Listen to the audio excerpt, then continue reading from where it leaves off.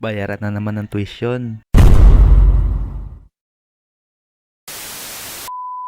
Good morning guys, nandito nga ako ngayon sa Motek Antipolo. Bakit ko nga nasabing bayaran ng tuition? Sabi kasi nila pag meron kang sasakyan, para ka na rin may pinapaaral. Nagpa-PMS nga ako ng sasakyan ko dito. Habang ginagawa nga nila dito yung unit mo, pwede kang tumambay sa kanilang malawak na customer lounge. Fully aircon na rin to and meron siyang TV. Pwede kang manood habang ginagawa yung unit mo para hindi ka mainip. And pwede ka rin dito magkape habang nanonood. Mahalaga din kasi na regular natin na napapa-PMS yung mga sasakyan natin. Bukod sa na-check na niya yung mga dapat palitan dito, pwede niya na ring ma-manage yung engine life ng sasakyan mo.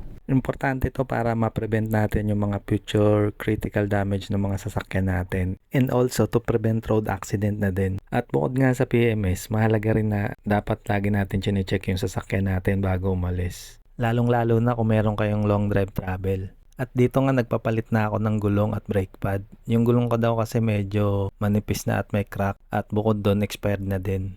Mahalagang aware din tayo sa year ng manufacture ng gulong natin. Dahil kung expired na to, pwede maging sanito ng aksidente. Pwedeng rumupok na yung gulong mo at pwedeng masabugan ka ng gulong sa daan. At dito nga ni-replace na yung luma kong gulong. Talagang manipis naman na siya talaga at may mga crack-crack na din. At itong kinuha kong bago year 2024 manufactured. After nga makabit yung gulong nandito na kami sa final phase, ang wheel balancing. Ano nga ang epekto nito sa ating sasakyan? May improve nito ang driving stability ng sasakyan natin. Ganun din ang buhay ng gulong at syempre ang overall handling performance ng ating sasakyan. At ito nga halos patapos na dito si Kuya sa pag-alay ng gulong. And magkano nga ba ang nagastos ko sa pagpapa-PMS?